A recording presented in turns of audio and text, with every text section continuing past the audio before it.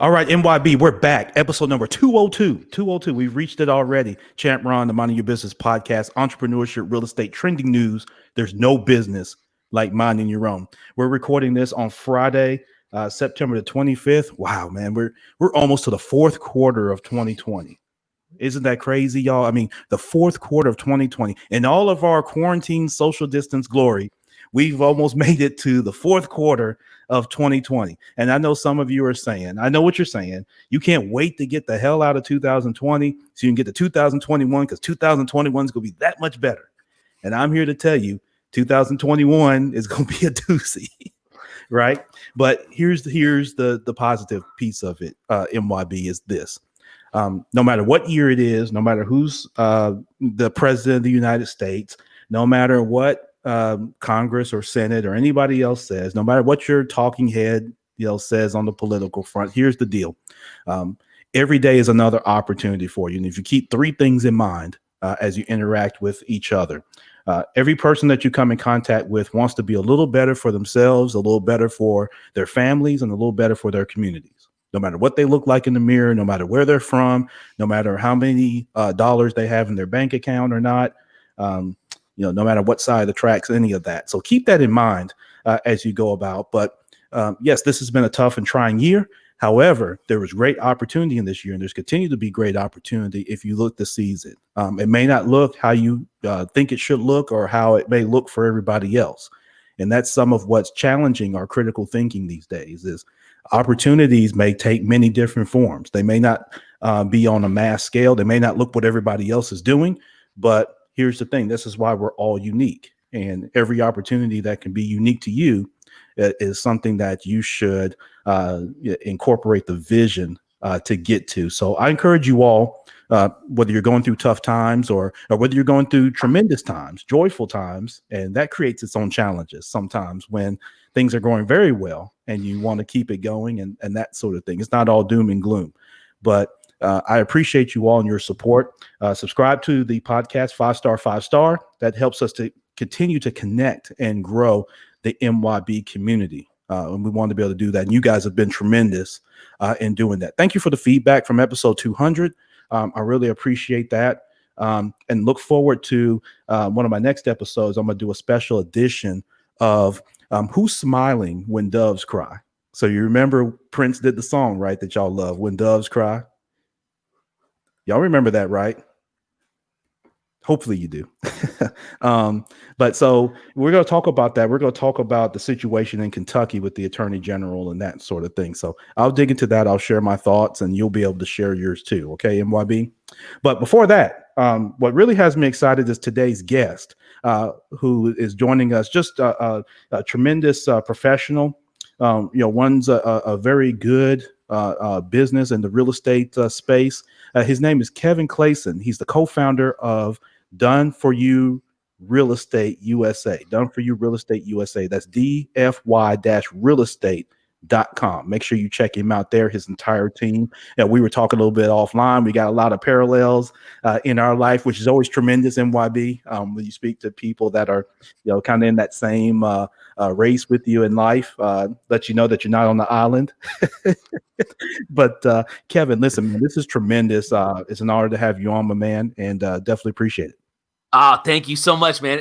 I'm so excited to be with you, and I'm looking at you right now. And Champ Ron, you and I we talked earlier. We've got a bunch of parallels. We're both family guys. We're both professionals. You live where I invest in, where our company invests in real estate. But really, the thing that I'm really zoned in on is you and I both are bald and beautiful. You know what I mean? And so we've got. I'm follically challenged, and so, and it looks like, I don't know if you're follically challenged or if you shave it, but it's looking good, man. Well, you know what? I appreciate that, brother. Here's the thing. And probably the same for you, because I'm looking at you. I don't know if we're not follically challenged, not all over. It's just, right. Spot, yes. Right. Just And so we're the guys with balls. We got steel balls that say, hey, we're going to cut it all off. We don't want the George Jefferson, hanging on with the hairline on the back of our heads, man. We're real men. We shave it off. That's what real men do. Oh man, I'm with you 100%, dude. This is how I know, like I always say this, this is how I know that God has a sense of humor, because when I was a kid, I had like this lush curly hair, right? And then I get into my 20s and it starts to migrate from my head down to like my ears and nostrils. And I'm like, that's a funny joke. That is Right. a funny joke. And That's the way it so works, I know. man. So listen, I had thick hair. I used to sit and could twist my hair with my fingers and all that. I had thick hair. And then probably, now mine was a little later, Kevin. Once I got into a little bit in my 30s, around 33, 34. I'm 39 now. So around 33 to 34, mine just started retreating, right?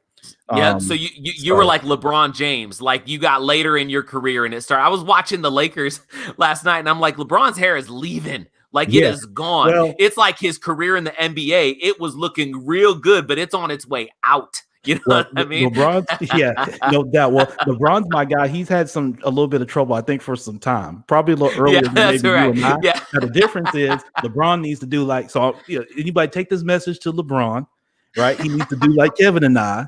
All right, be a man. Shave it off. Brother. Let it roll. Right? You already got it on your mind. Mine rolled down to my face. Like Kevin said, my face, my ears, my nostril, everywhere but my head. Right? That's right. And so, come on, LeBron, join us, man. Don't hold on to, you know what I mean? You got to let it go. But that's how mine was. And so I said, listen, I'm not walking around like that. You know what I mean? But that's me. I don't. Now, listen, I don't cash checks like LeBron, though. So, hey, that's a good point. That is a real good point. When you make that much money, it doesn't matter how weird your bald spot looks. Right. You know what I mean? I'll tell you what. I'll make a challenge to you and the MYB community. If I start getting LeBron checks, I will grow mine back, and however it grows, damn it, is how I'm gonna wear it. There we go. I like it. And Kevin can do the same thing. Hey, we can start getting LeBron bags. Listen, you grow the biggest afro with the biggest bald spot in the middle of it. And you don't give a damn what anybody's got to say about it. MYB community, we got to make this happen for Champ Ron because I want to see this. I want to see just where those bald spots are, man. Let's throw it out. Let's get you those LeBron checks. Matter of fact, I'll add to that. I will get a Jerry curl. I will grow it out, and I'll put a Jerry curl in. I'll look like. Hey, now we're talking. Now we're talking. I love it, man. Listen, Kevin Clayson, man, I appreciate it, man. Listen, let's get into it, man. Let's learn something about you. Obviously successful and running the business. That's probably not something you did from birth. Nope. And so, tell us about kind of your pathway, man, to what you're doing today. You know what's crazy? And maybe some of the listeners, you guys are the same way. Like I wasn't, how there's those people that are born and like they come out of the womb with an entrepreneurial idea, right? They're thinking about like, how can I sell off my dirty diaper? Well, look, I was not that guy. I was not entrepreneurial. Like my parents, they just worked like solid 9-to-5 jobs. I grew up just right outside of Oakland, California. Mom worked at the school. Dad was a sales guy. I had not an entrepreneurial bone in my body, right? Wow. I couldn't even wrap my mind around it. So and like parents weren't entrepreneurs, none of that type of thing. They were not even a little bit. Oh no. And I can't even, to be honest, I can't even think of an entrepreneur that I knew growing up. Like, I don't know anybody that started their own business, man. It was like everybody just worked for somebody else. Sure. So in my mind, there was like this big gap between those that own businesses and those that just work in them. And I never thought that I could bridge that gap. It was never something that came to me until and maybe a bunch of us on listening right now. Yeah. Like, dude, you read Rich Dad, Poor Dad, and all of a sudden you go, oh, wait a second. It's possible. Like I could do something and that was kind of what happened to me. And so I graduated college. I'd been working retail for forever. I graduated college and I was actually going through a divorce. And I'm like, oh man, maybe I shouldn't work retail. Divorce while you were in college? Yes. Whoa. So I got married young. And while I was graduating, we were only married like 3 years. She fell in love with like one of my best friends, left me. It was a whole thing, man. Man. Yeah.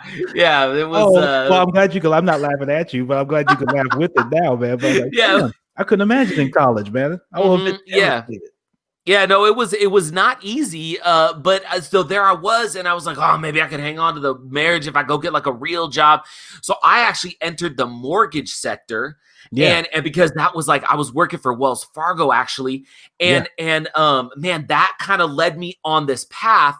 I worked for Wells Fargo for a minute. Then I went, hold on, I could go do mortgages like I'm doing right now on my own. And that was the first time I made the little jump to go somebody pays me a check to, I'm going to do the same thing, but I got to go hustle and find that business. I became a self-employed mortgage broker, and that single decision is what ultimately led to and evolved into what is now a company that we've owned for 13 years. We've helped thousands of clients all over the country invest in nearly $500 million of single-family residential real estate purchases, and now we got 18 W-2 employees, and we run this business specifically so that we can help the average, everyday, hardworking American invest in real estate as simply as possible so they can get the benefits of real estate investment without having to become a real estate investment expert and do all that work and swing a hammer when they're not at their job, so on and so forth. And so it has been a true evolution, man, and it's been awesome. Yep, man, I love that. And so, Kevin, talk about those early days. So you transitioned from, being in the kind of mortgage broker, so you're doing mortgage loans for folks, that sort of thing. Yeah. I guess that gave you kind of that entrepreneurial spirit, right? Because a mortgage broker, somewhat they're more of like a franchisee, right? You got this hub, that's kind of supporting, but you eat what you kill, right? Kind of, just like a business owner. So Smile and dial.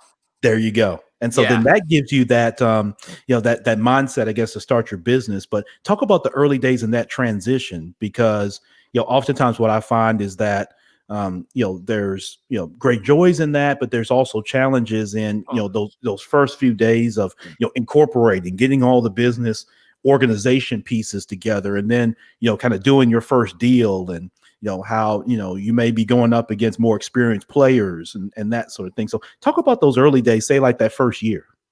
Yeah, you know what? It was interesting. So, I mean, it was smile and dial. It was like you said, you eat what you kill.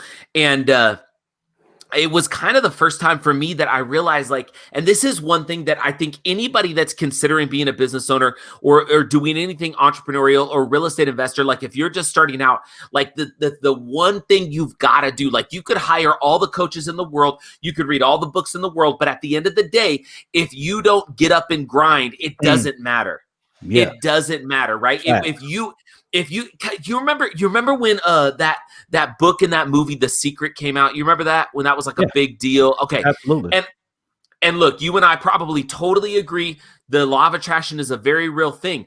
But that movie and that book was damaging from this standpoint. And I feel like it's a prevailing mindset that still exists today, especially when you go and you hire a coach or you read a book. It's like this idea that if I can think it into existence. Well, this is the way that I always think of it, right? You know how, and I'm a religious guy, so I believe in God and Jesus Christ is my savior. And he said, if you had the faith of a mustard seed, you could say unto this mountain, move, and it would be so. Most of us think that that's some sort of a magic power. You want to know how I think of it? This is how I think of it. If I have enough faith that I can move that mountain, I'm going to go get a shovel. There you go. And I'm going to dig in and I'm going to take it one bit at a time. And then as people start to see that I'm shoveling, they might be like, whoa, what are you doing? And I'm saying, I'm in the middle of moving a mountain. And you thought it was impossible. So did I. Look, we're doing it. And they maybe go get some shovels. And then before we know it, maybe we got some people showing up with some heavy equipment. And so the things start to come. Things start to move.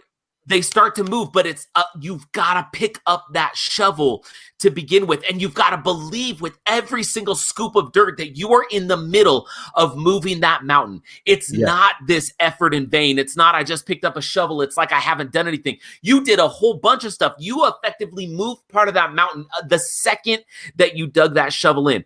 And that's the message, Champ Ron, is that so many of us go, okay, I want to be an entrepreneur. I want to be a business owner. And I want to jump into that world. But all right, I'm just going to sit here and think about how great it's going to be. And I'm just going to, I'm going to wish it into existence because I'm going to attract it. I'm just going to sit here and money is going to come to me. Okay, that's fine. But get your butt up and pick up the phone. You've got to dial. You've got to dig. You've got to hustle. If you don't, nothing comes to you. Right. Yeah. That's the big message I think that I learned in those early days is you've got to grind, you got to hustle, and then the doors start to fly open left and right. You know what? You spoke to something, Kevin, that's kind of near and dear to my heart because when people even talk about this podcast, right? This podcast came and we celebrated 200 episodes, and I shared on that episode. Man, I appreciate it. Awesome. What I shared was, like you said, that's what that was. It was that grind and hustle. It wasn't that I had to be the best. I wasn't competing against anybody. I wasn't in this arms race to make more episodes than somebody else or anything like that. It just really came from, the passion, the drive, the want to. Even on days when I didn't want to do episodes, I would do them. I didn't do them if I didn't feel like I was going to be able to deliver, anything close to my best. In terms of effort, but I wanted to be consistent and give consistent content and have great folks like yourself, many of my other guests and that sort of thing. And one of the things that's always benefited me through my career and anything that I've done has been oftentimes I'm there when nobody else is there, right? Yeah. Like even if I've gotten, kicked in the stomach, even if there's obstacles, I think of them in terms of, okay, obstacles, you're either going over them, under them, around them, or through them. Right. That's right. And so that's kind of my mindset. And I don't necessarily engage in the insecurity of fear of what might, or what might not happen. Right. Or what might, the negatives, or well, what if this happens? What if that happens? Because, oftentimes what people fear are ghosts. Right. You're just scared of ghosts, dude. Right. And that's fine in the Ghostbusters movie, but in real life, just sitting around being afraid of ghosts is going to be a great, hamper to what you're trying to do, and everything else that we do that we don't tend to do that with. Like we were talking offline, when most of us are going for a job, we don't sit and wonder all the what ifs of, like you accept a job offer, right, and they're going to pay you whatever. We don't say, I wonder if they're actually going to pay me. I wonder if they're going to be there when I show up on Monday. That's right. What if the boss is a jerk? What if, the lady that's sitting in the cube or the office across from me doesn't like me? We don't go through all this what ifs. We get excited, right? And we say, we're going to go there and do our best. And then I'll deal with what happens as it happens. So things that we're comfortable with, we do that, but things that we're not, we tend to play in our mind, what are all the, what happens if aliens come down and laugh at me? What happens if, President Trump gets on TV and talks about me exclusively? Right. What happens? Right. All these things, right? Yes, it's crazy. 100%. Well, dude, and you know what? The fear thing, right? The fear thing is so I think of it like this.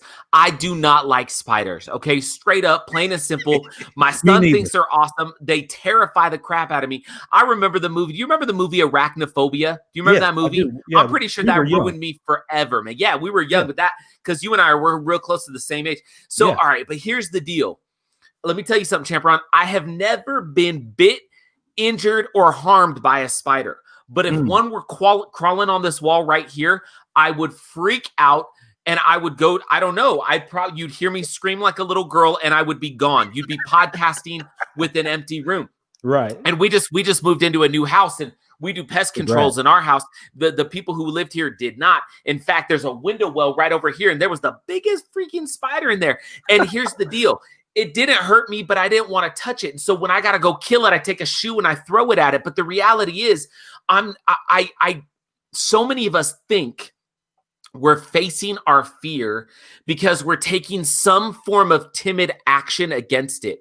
The reality is maybe the fear shouldn't exist in the first place because the spider never bit us. So what do I have to fear? And then here's the deal. If I go into it with fear, just to kind of take the analogy, and I am going to go and try to kill the spider without fear, it's never hurt me, and it does hurt me, well, then I learned something. Now I don't have to be fearful, but I learned what not to do or how to be cautious, right? Because for me, failure doesn't exist. It's just a stepping stone to success.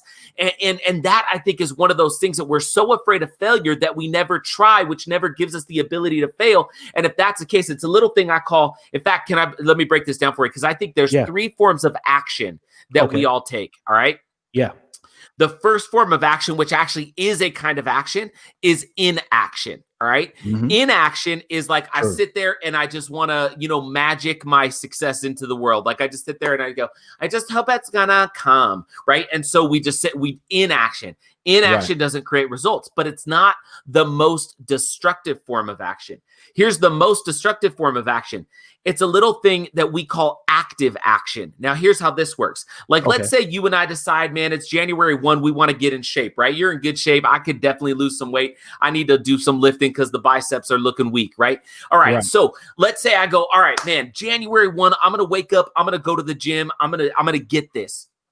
I go to the gym. I sign up for a membership. This is, of course, assuming that we lived in a normal world where people could do things like go outside and not get arrested for not wearing a mask. That's But right. you know what I'm saying, right? So, Right. so I say I go to the gym. I get my gym membership, and I go, oh yeah, I'm gonna get it. The next day, my alarm goes off at 5 a.m. I hop up. I get my shorts and my shirt on. I go to the gym. What if when I walk into that gym, I go, ooh, there's the treadmill. I put it at 1.0. I walk for 2 minutes. Then I go over to the dumbbells and I pick up the 2-pounders and I do 2 bicep curls, set them down, and I go, my workout's done for the day. And I get a protein shake and I leave. Now, if I did that for 365 days, every day I woke up at 5, I went to the gym because I bought the gym membership. I walked for 2 minutes on the treadmill, do 2 bicep curls with 2-pound weights. At the end of the 365 days, I'm going to be like, what? I don't get it. I went to the gym every day. How come I'm not like super ripped? This doesn't make any sense, right? And this is why it's destructive, Champ Ron, because that active action means you trick yourself into believing you're taking productive action when all you're doing is taking active action. And now you taught yourself that when you try, you fail. And now you decide to slide back into inaction because that's a heck of a lot easier and it created the same result for you. And that's why active action is so destructive. Now, then we get to the third type of action, which is productive action. And you said something a minute ago that made me think of my favorite example of productive action. My favorite example of productive action, I grew up a huge 49er fan, okay? Still am a 49er fan. Don't hate me for that. Yeah. Sorry about that. No, that's okay. Are you a Titans fan? I'm a Packers guy. Oh, yes, you're I'm a Packers guy. Yeah. Yeah. So you guys took care of us in the playoffs last year. So yeah, well, that's because you took care of us in the playoffs for the 90s. Okay. Yeah. That's because Brett Favre was the bane of my existence for the longest time.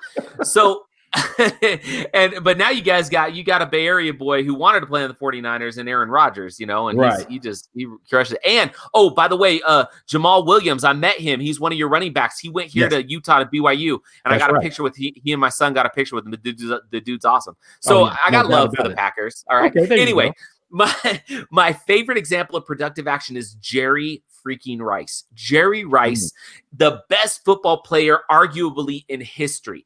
Now, I watched an interview with him one time where he was talking to Steve Mariucci, who used to coach the 49ers. Right. And Mooch was his nickname. The coach Mooch, that was his nickname. He was talking to Jerry Rice, and Jerry was saying, here's what I did. Now, if you don't know this about Jerry Rice, he every day ran up this 1.5 or 2 mile steep incline hill, and he sprinted up it every single day. Then when he would go to practice, he wouldn't show up when the receivers and the vets needed to show up. He'd show up with special teams. He practiced with special teams. Why? Because he wanted special teams to know he wasn't better than them, and he was there for them. Yeah. And he was the first guy on the field, the last guy to leave it. And then he was doing work outside of the time that he was on the field. That's productive action. That's not doing the bare minimum. That's doing more than is what's required. I feel bad, Champ Ron. I'm talking a lot, but I got another story I want to share with you. No, please. Go ahead. Go ahead, brother. All right. Dude, this is just, you got me ranting now, man. I'm on a soapbox. I'm getting it. Okay. So I was kind of casual friends with a gentleman by the name of Kevin Eastman. Now, if you Google Kevin Eastman, he was the assistant coach on the Boston Celtics when they won the championship. All right. And he went on and was a big part of the Clippers organization. I think he's retired now. I haven't talked to him in a minute. He wrote an awesome book. The dude's great. Now, Kevin Eastman was one of the best X's and O's guys in the NBA, right? Like from a fundamental standpoint, this guy was awesome. So Coach Kev, he shared this story with me one time that I thought was incredible. So he'd been working with the great, the fabulous, rest in peace, Mamba, Kobe Bryant, right? Black Mamba, Kobe Bryant. And Kobe had told Coach Kevin Eastman this story. And Kobe was at home watching a high school basketball game. Now let's just pause for a minute. Right. Kobe Bryant, you're the greatest in the world, and you're watching, I don't know if it was like the McDonald's All-Stars or I don't know what it was, but he was watching a high school basketball game. Right there tells you something, right? I mean, it tells you about his love for the game, for sure. Love for the game and his desire to do whatever he had to get better. And he sees this high school kid do this move, right? And Kobe hadn't done that move, whatever it was. I don't know what it was. So Kobe tells Coach Kev shares this with me. Kobe stands up in his living room or wherever he was watching it, moves some furniture out, and then just tries to go through the move while he's standing there without a ball, right? Yes. He does that until he feels like he's got it. Then he goes to the gym and he started to work on it with the ball. Coach Kevin Eastman asked Kobe, he's like, hey, when you do something like that, how long do you work on a move like that? Kobe Bryant's response, you ready for this? Kobe Bryant tells Coach Kevin Eastman, until. And Coach Kevin Eastman was like, until what? Kobe just says, until. And don't you think, Champ Ron, isn't that the message for all of us? You want to succeed as a real estate investor, if you want to succeed as an entrepreneur, if you want to succeed as a dad, if you want to succeed as a human, how much should you be working on that success? You work on it until. And that's one of those things that very few of us do. That's productive action. That's Jerry Rice. That's going to the gym and spending an hour at the gym doing the hard stuff first, not just showing up and lifting the 2-pound weights. That's that kind of work that's more than what's required, because that's what creates a champion. That's what creates success. Not this little, I read a book and I heard my coach tell me that if I just think it into existence, it's going to happen. No, you got to get after it. You want to move that mountain, get a shovel and start digging until you are so exhausted that you can't dig anymore. That's that grind. And people don't want to hear it, Champ Ron, because that's hard. That effort is what creates the magic, man. And I know you know it, and that's the truth. Without question. And so here's my question then. When are we starting the Kevin Clayson podcast? It's your pod now, brother. Hey, let's go. We actually have one. It's called Replace Your Income. And it's our real estate podcast. We're not at 202 episodes. We're at like 18 episodes, man. No, but that's moving. That's moving in the right direction, right? You got to get. Hey, listen. I had to do 18 before I could do 200. Okay. Hey, there it is. Yep. So that's the thing. Yeah, check it out. It's on Apple Podcasts. Replace Your Income, and it's my business partner and I, because I don't just own the company by myself. Now. My business partner, Steve Earle, and I, we do it. He's kind of like he's a brilliant entrepreneur and real estate investor. And I'm just the guy who's loud and gets passionate. But I've got to subscribe to it now, man. Oh, thanks, man. That's awesome. I'm pulling it up. I'm going to leave a review. MYB community. When you get done, make sure you go wherever you get your podcast. Replace Your Income comes right up. It's with a man here, Kevin Clayson, and Steve Earle. And I pulled it up just now. It's very easy to do. Go ahead and go subscribe it. Leave a positive 5-star written review, and let them know that you heard him here on the Minding Your Business podcast. But no, Kevin, go ahead, man. It's awesome. Hey, I appreciate that. Well, and you know what? The podcast, just so everybody knows, like, this is us just talking about what's required to succeed as a real estate investor. Our philosophy, dude, I'm throwing out like sports left and right. I didn't realize how often. I mean, sports is a big part of my life, but I'm just about to talk about sports again because the way we look at real estate and success is everybody tells you, and let me be clear, everything that we're saying right now, Champ Ron, I'm not saying stand up at the plate and just swing for the fences. I don't want you to think that. Swinging for the fences is you go to try to move that mountain and you get the biggest shovel in the world and you try to take it all in one scoop. And then when it doesn't work, you go, didn't work. Right. I'm talking about hitting singles. We say don't swing for the fences. We say you should play real life Moneyball with real simple real estate. What does that mean? It means you got to get off the bench and it means you got to get in the game. And even if all you can do is you can't even swing that bat all the way, square up and bunt the ball. Put it down the third base line and take your steps towards first base. Because if you hit enough singles in life and you do it with enough consistency, you'll win every single game you play. And that's what we talk about on the podcast. That income replacement is the key. It's not just becoming super wealthy, super rich. It's not looking awesome on the gram. And it's not having a YouTube channel so you can be on your private plane and rolling in whatever car you want to ride in. And then you get a drone shot of your big mansion so everybody knows how big your balls are and how awesome you are. That's not what we're talking about.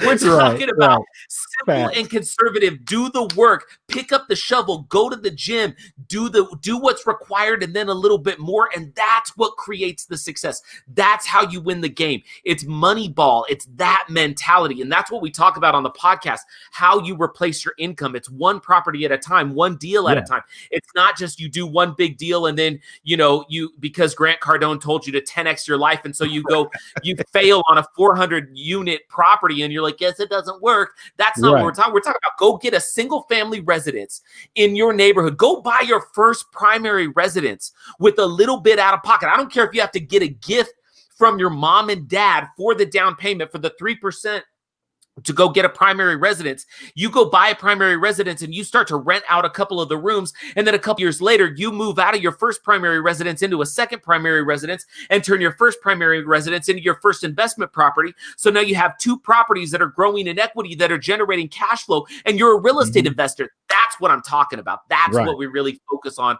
and zero in on the podcast. Yeah, man, I love that. And like you said, man, I've left my review. MYB, you need to go ahead and do that. And then I'm going to go in and make sure I add that. What we like to do, Kevin, is on this podcast, we like to share other podcasters, right? And we're coming close to International Podcast Day on September 30th.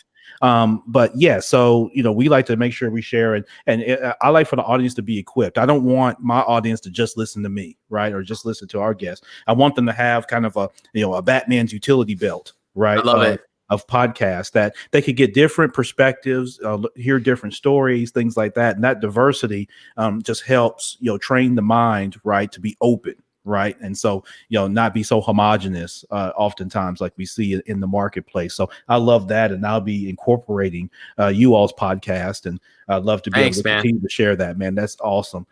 You talked some, Kevin, about just this overall mindset, man, of, really getting out there and having authenticity when you get started. And you talked about, just kind of, starting with your own residence and that sort of thing. Here's something I want to get your thoughts on, because when it talks about social media, and you mentioned about kind of doing it for the gram and that sort of thing, man. One of the things that, kind of burns me with people that I wish that you could get in people's head and kind of show them something different, because as social media has evolved, it's created a nice lane for us all. It creates a nice way to connect, a nice way to expose. It's the new mall, right? Whereas you and I were young, to connect with people like that, you went to the mall or you went to some mall gathering. Now you can do that right from your phone. The challenge with that is when you talked about that, that period of action, that essentially you are, you kind of go through the motions, you do a few things, but you're not really into it, right? I think social media plays a big role into that. Because it's so easy to just hashtag it, right? It's so easy. For sure. I could just randomly post after I see, like you say, I see Gary Vaynerchuk say something that I like, and so I can go in and post and do, hashtag goals, and I can say, hey, I want to be a real estate investor, or I want to get property, I want to buy land, I want to do that, but I want, right? But never really taking the action, or like we were talking about earlier, you go and you get the gall to go buy somebody's course, right? Pick a guy, pick a girl. All of them, they're all the best things since Moses came down with the tablets, right? And they all have the key, right? And I mean, some of them may think their class is that, it's just loaded with thou shall nots, right? Hey, they talk to God, and here it is, right? That's right. Here's my course. Right. That's right. As a matter of fact, God invested in this course too, right? I might as well say that too. He's up there investing too, right? That's why the streets are paved with gold, right? Because he's up there, he's buying, he's flipping properties, right? Because he went through my course. There you go. You know what I mean? And so, there are guys and girls out there like that. And so, social media creates this. It allows you to be either inactive or kind of have that passive activeness, kind of measure to it. What are your thoughts on that? And how can we all, be a little bit better of converting what we post, right? Yeah. Because, again, other thing I get on people about is being big and bold posting, behind settings, right? So I'm scared of the boss or anybody finding out about what I'm doing, or, outside of the job, or I don't want them to see. So we get big and bad and we post, we block everybody. We block all the folks at work. We block all the coworkers, anybody that, and then, we talk big and bad about our goals, but they're really just empty hashtags.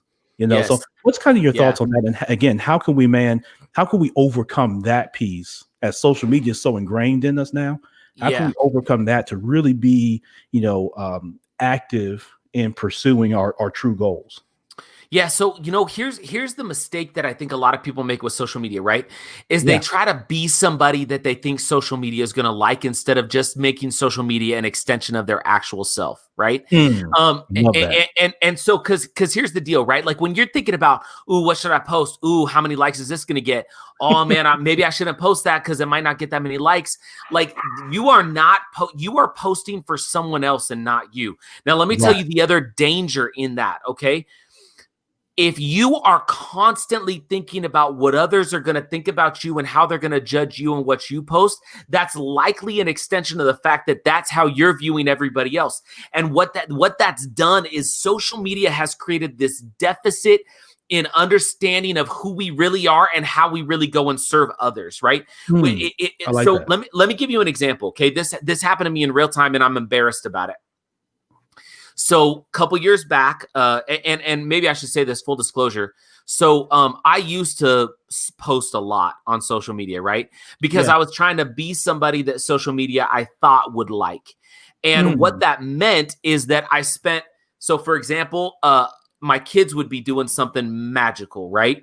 And guess what I did? First thing I do is I'd be like, oh man, I'm gonna get this for the gram. And what I stopped doing is I stopped viewing my children through my eyes, and I only viewed them through the screen that I was using to post about them. I have since put my phone down because I figure I would far rather watch them in real time. And then if I want to post about something they did or said later, I can do that. But I had to reconnect with me and my family and what mattered to me, so that then it would translate to, if I am going to post, I'm posting about things that are an extension of me, not posting because I think I'm trying to be some kind of way or show somebody else who I am or whatever. And so what we've done, though, is as a society, because social media has become so prevalent, we are constantly in this state of deficit, right? We are constantly like, let me think about what's somebody else doing. Oh man, my life's not like theirs. I could never achieve that level of success. Like, have you ever done this, man? You scroll through and you just start to feel like this sinking feeling about how terrible your life is because everybody else looks good. Well, listen, that's exactly what they're doing too. They're comparing their life to yours, just like you're comparing yours to theirs. So what if we all just stop the pretense and we actually put down the phone, got back to real life, and then we started to post about things that were an extension of us, which means if you embody your business, if you are your business, post about it. If you aren't your business, don't post about your business, because that's what you talk about, right? Minding your own business. You got to know your business if you're going to mind it. And so here's the story I was going to share with you. So I was driving down the street this one day, and I see this guy. He had a bunch of tiles in the back of his truck. And they weren't really secured, and he takes this turn, and dude, they just all spill out. They're in the middle of this busy intersection. Okay. Yeah.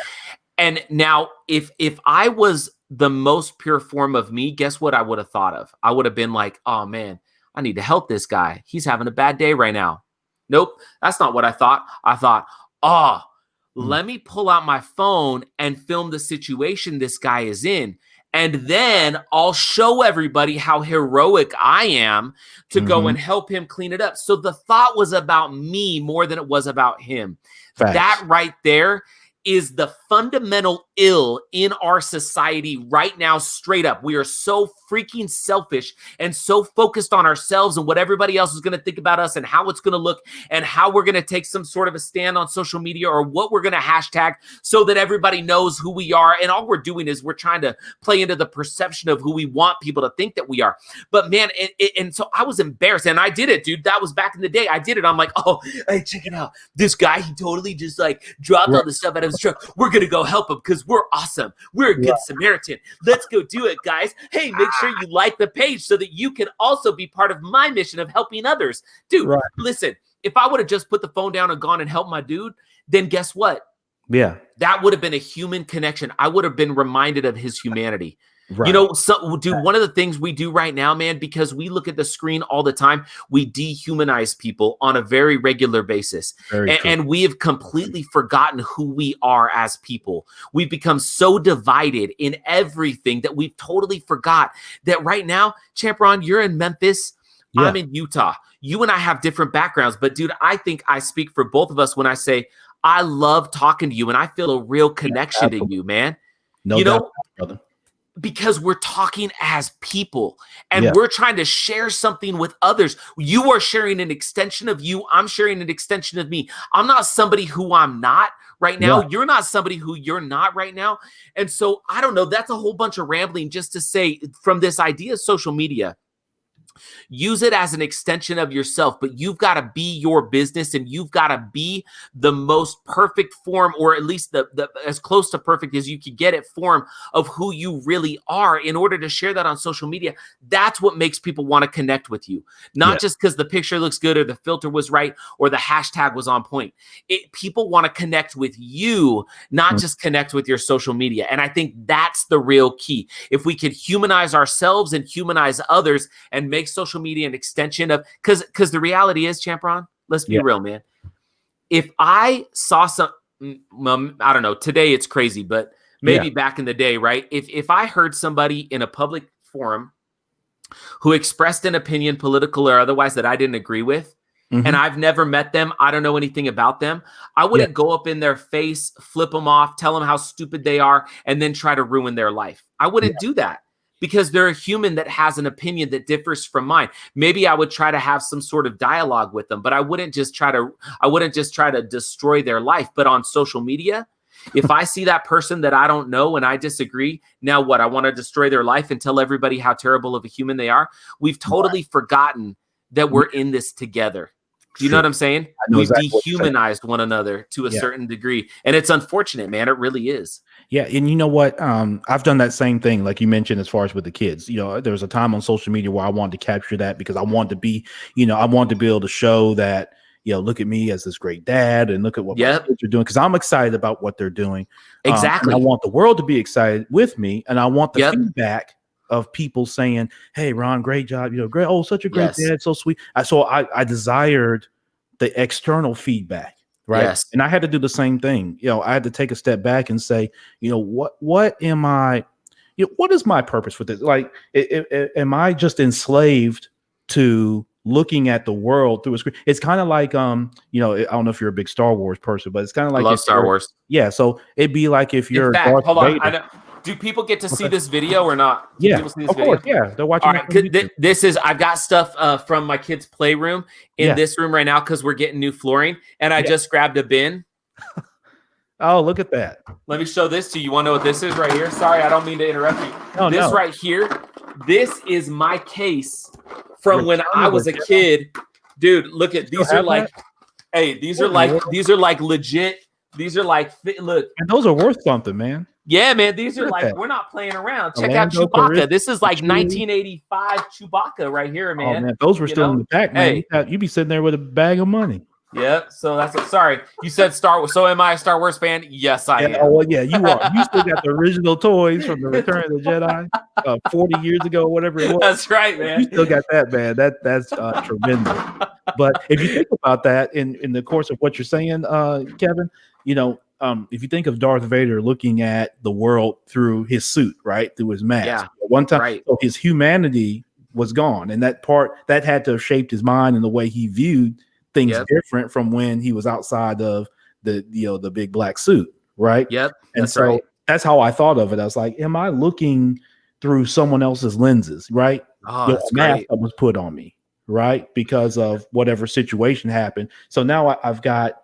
I feel like I'm me, but I'm trying to view the world through this mask, right? Yeah. And you look like Darth Vader's mask. It's giving him all this information. It's in red. Sure. It's got all this stuff going all around. But that's not how normally we see the world. Just like you and I are looking at each other now, right? Right. With two eyeballs that are in a human head. And so I had to get back to that. And I was like, I don't want to be, it's kind of like when Luke looks, he thinks he wants to get ready to kill Vader, in Return of the Jedi, right? Yeah. So, he's whooped him, right? And he cuts off his hand to get the revenge, just like his dad had done before, right? Yep. He got the revenge. He's in his anger, and so he has to take a step back and like, what am I doing? What am I about to do? Right. Yeah. And what's going to be that impact? And that's kind of the moment somewhat that I had. It's like, I'm Yeah. sitting there with life, I got my lightsaber, I'm whooping it, Yep. feels great. And then you take it back, this is the same path he went. Right. Yeah. And look what happened. He's serving Right. this guy over here that's, instigating the whole time. Right. Yeah. This Palpatine character, right, of life. Right. And like you described earlier, we all can get that Palpatine character, right? That, hey, Yep. I can feel your anger. Yeah. That's talking to you like that, right? Yeah. Dude, you bring up a really good point because just the Vader and the mask thing, and even what Luke and Vader go through. Like, is it Empire Strikes? I can't remember. So that when's the moment when Darth Vader's mask is off, Luke and Anakin Jedi at the end. Yeah, okay, at the end, yeah, okay, it is Return of the Jedi, dude. Like Anakin, not Darth Vader. Anakin wants to help Luke. Luke wants to help Anakin, and there's no mask at that moment, right? It's like the humanity returned, and I think that you could kind of say the same thing. I mean, if you look at like Kylo Ren and Rey, like it was Ben and Rey. It wasn't Kylo Ren and Rey. Towards the end when they start to see each other as the person, and I think you start to see that a little bit in what is it, the Last Jedi? That's the second of the new movies, right? Yeah. Where they start to, and I think, and so we're using Star Wars as an analogy, which I think works all the time because Star Wars is a brilliant analogy. But I think the idea, what you're sharing is, when you take off the helmet, you take off the mask, and you start to view people through the lens of humanity. Once again, it totally changes what you post, how you interact. And listen, I'm not opposed to posting on social media. I love social media. But you know what I do now? I'm way more exclusive about what I post, and I post things that I want to remember for me. And if my friends and my followers want to engage with me on those things, I'm so thankful. But I'm not just posting for them anymore. Now I post for me. Yep, absolutely. And that still means I promote the things that I'm a part of, whether that's my podcast, whether it's this podcast, whether it's my book. I wrote a book a couple years ago when I posted about it. It's an extension of me, of those things that I want to share with people that I love. And then if they engage with me, that's awesome. But I'm not just posting for them anymore. I'm not just doing it for the gram. I'm doing it for the Kev. I'm doing it for me. I'm doing it now.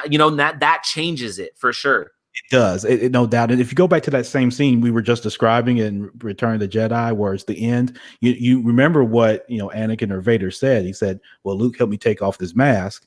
Luke says, "Well, but you die." He said, "Well, nothing's gonna stop that now. I want to look at you with my own eyes." There you go. You're right. And so even in facing death, he wants to be able to, hey, my last moment, I want to look at you with my eyes, not these eyes that are given to me that I've been looking out of all this time. And I think that's the moment, again, using this as a great analogy, Kevin, for all of us, right? You and I in these situations with social media, and then, all of us, just in life in general, and even as we face this pandemic, right? It's not looking at it through this eyes of this mask, right? There's the humanity piece of it. So it's not looking at it through the eyes of blue, the eyes of red, the eyes of white, the eyes of black. It's not just limiting through that. It's being able to look at things holistically through your own, human eyes. And when you do that, we get back to, like you say, being truly human beings and not just these agents of, trying to manage our insecurities through this database platform that gives us access to the world. Right. That's right. You and I, in our generation, we didn't grow up with. Now, that's right. There's someone that's listening to this podcast that was born in 2000, whatever. They've always had that kind of at the palm of their hand. They don't know anything else. But it's interesting for those of us that didn't necessarily grow up with it, how quickly we were able to adopt that in some cases. And then going back to, like you and I are talking right now, even though we're talking through technology, we're talking as two men, even in different states, who have a passion about being a little bit better for ourselves, our family, and our community. And that's the basis of, what I do for this podcast, what you do for your podcast, Yeah. what you do at your business every day, and helping people with housing and Yep. opportunities to invest. And so, I think that's where, we gain a lot of wins over time. And hopefully if you're listening to this, you could take that analogy. You don't have to be a big Star Wars buff like Kevin and I. Yeah. To take that analogy and just think through, when you get ready to post, and you don't want to be enslaved to likes, shares, and comments, right? And I think that's just tremendous. And so, as we get close to kind of wrapping this up, man, because listen, Kevin, you and I could probably sit, I mean, Hours. if we had nothing else, if wives and kids didn't interrupt Right. us, we'd look up and it'd be like 6 a.m. And Like, wait a minute, they changed over. We haven't been eating. Yeah. That's me. Yeah. Yeah, we can smell each other through the virtual thing. Oh, that's me. I think it's me. Right. That's awesome. If you're just sharing, and you share some great nuggets, man, just on how people can kind of get involved and get started in real estate. If there's any one thing, like if, I'll paint a scenario for you. I'm Ron. I'm a middle manager at some company. Like I said, I'm making 60 grand a year. I want to get into real estate. I don't have much money because I've got bills, I've got student loans, I got all this type of stuff. I'm so sick and tired of having to pay that stuff. I feel like I got to pay it the rest of my life. And I know I'm speaking to some people out there. I'm gonna be paying bills the rest of my life. What would be, like one thing like I could do in terms of getting started in real estate? Where, and again, there's all these things about no cash, no credit, blah, blah, blah. Yeah. But what would be one thing in your, kind of, opinion that I could do, that I could get started? Yeah. You know what? And if you listen to the podcast, like our podcast, like we're not fans of no cash, no credit, because I think that sometimes that's people swinging for the fence. Like if you can find it and if you can make it work, that's awesome. But this is what I tell people all the time. I'm like, listen, that can come when it comes. You can find that. You can make that work. If that works for you, that's awesome. But the problem with that kind of a mentality is it sounds really easy, but you and I both know, Champron, it's not that easy, man. It's not that easy to go find those things. So this is what I would say. Control what's in your ability to control. And here's what you can control. David Bach, years and years and years ago, wrote a book, and he did this thing called the latte factor. You know what the latte factor is? Latte factor is like, look, man, skip the Starbucks and just put the $5 in a savings account. And I think that that's what I would say. And here's what this is the intention.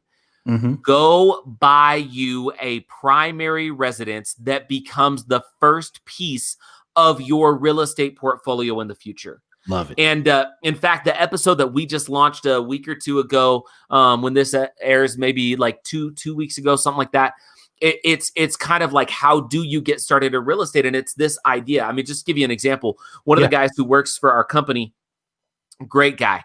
He and his wife were renting a 1-bed, 1-bath apartment in Pittsburgh. All right. Yeah. And I don't remember what they were paying, but they saved up their pennies, whatever they had, right? And here's the deal. Don't save your extras, save intentionally. Here's what that means. Take the $5 a day or whatever it is and set it aside before you go, oh, if there's some extra left at the end of the day, then I'll set the $5 aside. Set it aside first, all right? Make that the first thing you do. You set it aside, and then that's kind of the thing that they were doing, to the point where they were able to have a few $1,000s to be able to go buy their first primary residence.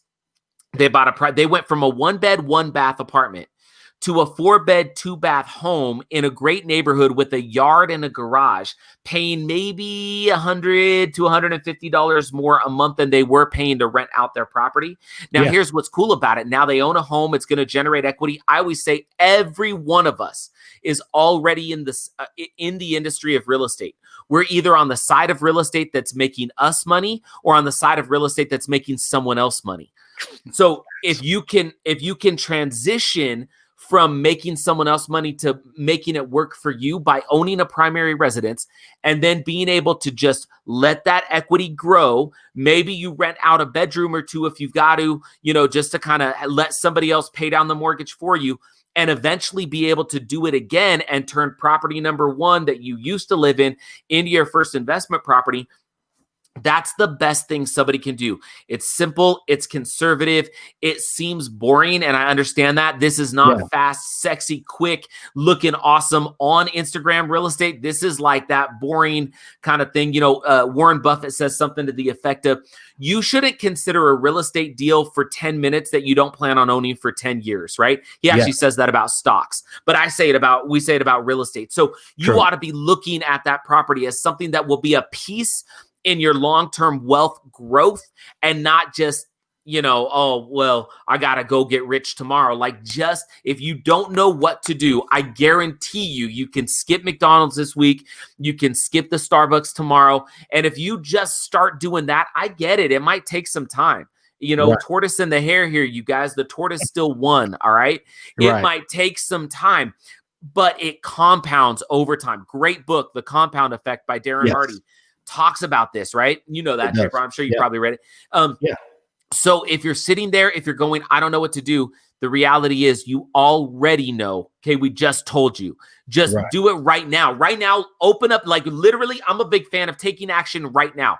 Open up your wallet, and assuming you have cash, take $5 and set it in an envelope and go put that in your sock drawer, in your underwear drawer, and then add 5 more to it in a day or two. Like, that's the kind of thing, right? If it's in your wallet, take it out and set it aside. Those little steps are those little real estate singles that eventually will get you on base, that will get you scoring runs from a financial standpoint. Income replacement happens over time, not overnight. Yeah, absolutely. I love that, man. Kevin, how can people get in touch with you and your team if they're interested in learning more, getting involved with you, just have additional questions, just want to connect and network? How can people get in touch with you that are listening? Yeah, thanks, man. You could go to dfy-realestate.com. That's a company website. You could find me on social media. I'm just at Kevin Clayson on Twitter, on Facebook, on Instagram. I'm not always super responsive because I do try to stay off it a little bit more than I used to, but I'm there, right? You can find me and I will respond. LinkedIn too. And you can also listen to the podcast. Replace Your Income is the name of the podcast. And those are great ways to connect with us. And we will do everything we can to serve you. Can I leave just a couple parting words, Champion? I know you got to get out of here. Yeah, no, please. We've covered it today, but these are the 2 guiding principles that changed my life, that everything I talked about, I was able to put into context with these 2 principles that are only each about 4 or 5 words long. Okay. Yeah. 1 is leave others better off. Now, here's what I mean by that. Inside of every interaction, if you woke up every day and your prevailing thought was, I'm going to leave people better off than I found them, that could happen inside of a conversation. That could happen inside of a smile, even through a mask. If you happen to be passing someone on the road or whatever, right? It could be your family. I mean, imagine if we woke up and we just wanted to leave our kids better off today than they started the day. Like, how would that change how we treat our spouse, how we treat our kids, how we treat our coworkers? Leave them better off. I think about that all the time. Think of how that changes your sales mentality. Think of that, how that changes your ability to go and do whatever you do professionally. If your goal is to leave people better off, you will be better off for having left others better off. So leave them better off always, all the time, no matter what. That's number 1. Number 2, and this was a big thing for me with social media, is seek the quiet applause of heaven. And what I mean by that is, if you seek the quiet applause of heaven instead of the thunderous ovation of the crowd, it changes how you act. Here's what it means. It means that when you're walking down the street and there's a piece of litter, you pick it up because you're seeking that. Now, again, I believe in God, right? But I think if it's not heaven, it could be Mother Earth or whatever you want it to be. Seek the applause of the thing that doesn't need to validate you to your face, but you know it's the right thing. Right. So now I pick up that track. Who you are in your quiet moments when nobody is watching is the greatest indicator of who you really are as a human. Right.